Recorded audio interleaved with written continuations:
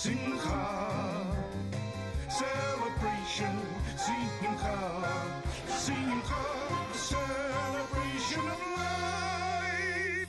Hello, welcome to Simcha, a celebration of life. I'm Nikki Wallman. Chabad House in Johannesburg proudly runs a program for seniors on a daily basis for both men and women. The program attracts many elderly people in need of inspiration, guidance and company in a warm and caring environment. Our Simcha team joined the group for a fun-filled morning of games, Torah learning and, of course, lunch.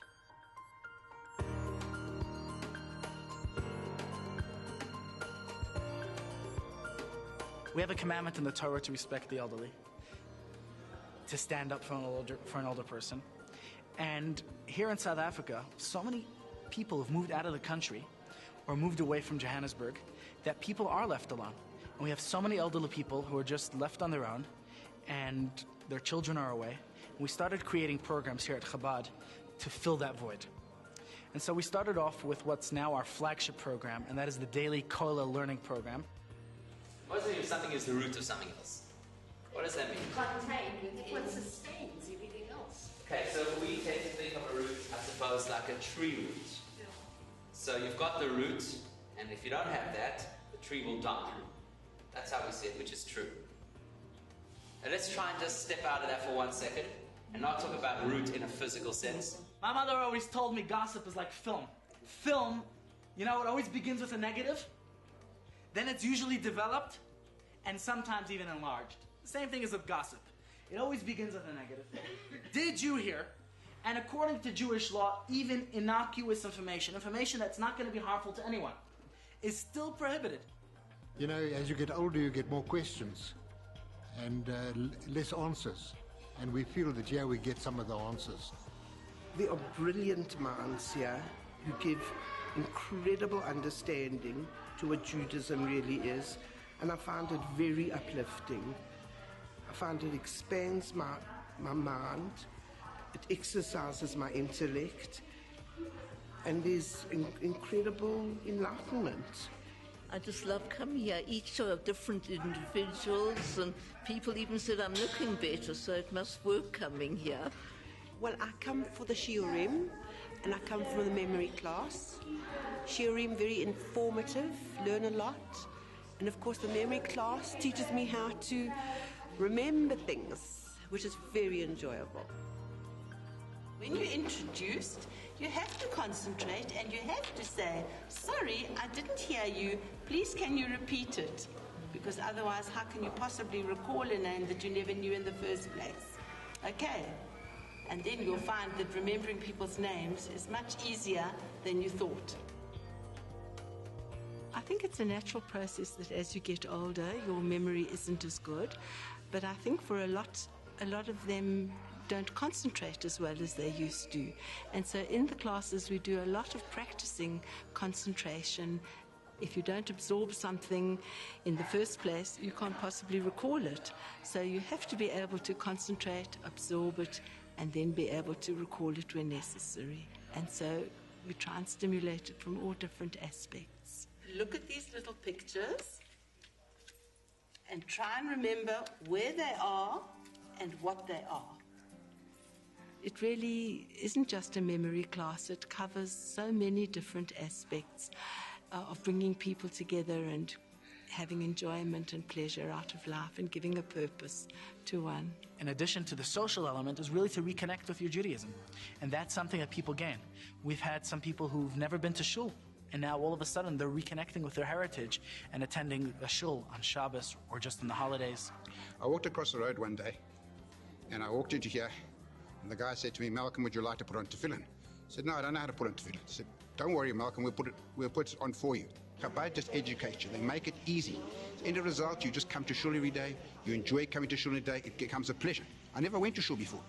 If I went to shul once a week or to Rosh Hashanah, it was a miracle. Now I just come every day, and I love it. Part of our program gives people the opportunity to don tefillin, and many people perhaps throughout their life didn't have a chance to.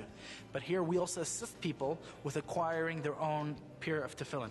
So that's part of the program we have here at Chabad, that if one of the elderly people never had their own tefillin, or the tefillin is too old and it's not qualified as kosher any longer, we will assist them with getting their own pair of tefillin. Rabbi Heller does wonderful work by coming to Chabad Savoy to put tefillin on those who haven't put tefillin on. I think it's a wonderful mitzvah, and he does wonderful work for the Chabad organization. And I must tell you that Chabad is the only organization, as far as I'm concerned, that does so much for the Jewish elderly. At Chabad Savoy, they not only do they get a shiur, they get transport to come here if they need it, and to go home. They get a meal, and strangely enough, they get 3 rand a day. So I think it's unbelievable. There's so much that they have to share. There's so much that they could tell you and inspire you with. And here, these people don't have to sit at home and feel useless, like their life is worthless. But rather, instead, now they have something that they could do with their life. Something meaningful, something inspirational. And where I saw these opportunities, I felt this is something I want to be connected with. And thank God it's only been growing and getting more and more successful. Over the next few months, author of Kabbalah Love, Rabbi Ze'evi Weinberg, will share various concepts with us on optimizing our relationships with family and friends. And he'll provide some practical tools that we can implement in our daily lives.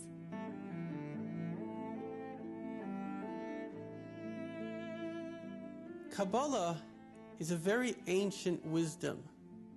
It dates back to actually the giving of the Torah by God on Mount Sinai.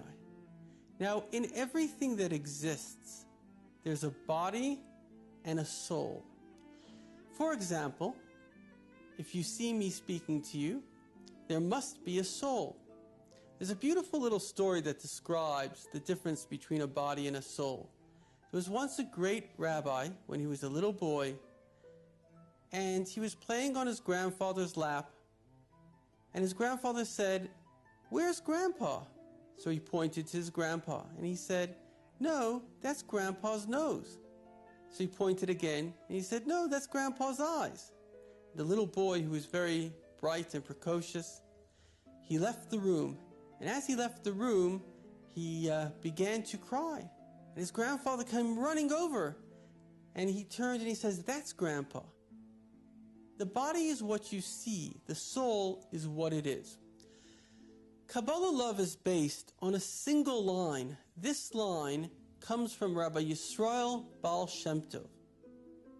Fear no one but God, and love everyone with all your heart and soul. Now, it seems like a very simple sentence, but what compelled me to write this book was another sentence. While I was reading the Tanya one day, I came across a line, and the line said that everything we think, everything we say, and everything we do comes either from fear or from love. Let me give you an example. What is a soul? The Kabbalists teach us that a soul has 5 levels to it.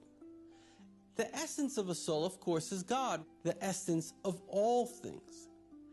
But the soul, if you took a candle from a flame and you have now a separate candle, so now you have something that comes from the first but sees itself as a new thing. So too, we all, though in essence come from God, we see ourselves as independent beings, and within the soul we have 5 levels. The first level is called Yechida, the level of pleasure. We enjoy pleasure. The second level is called Rotzain, which means desire. Fundamentally, just as we enjoy pleasure, we don't want to be in pain.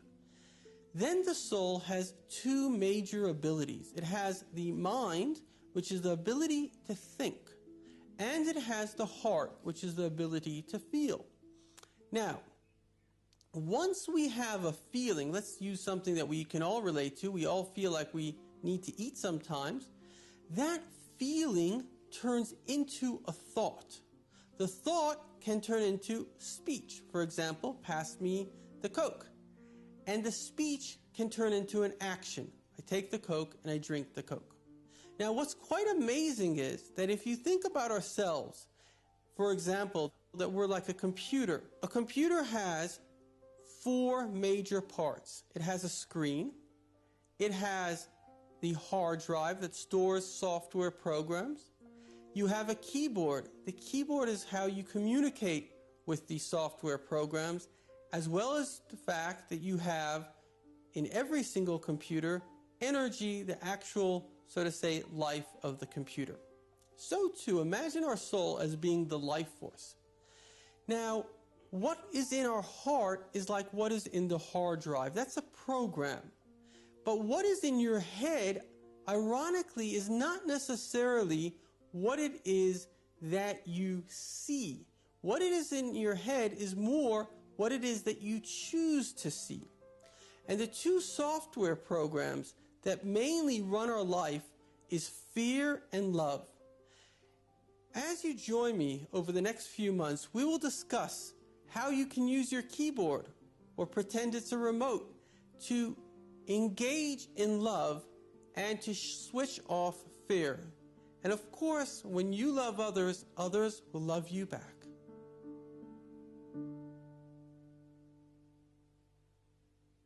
Well, that's our show for this week. Thank you so much for joining us.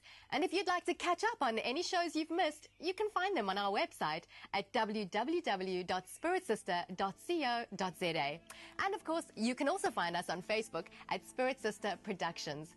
As always, from me, Nikki, and the Simcha team, shalom and have a safe and peaceful week.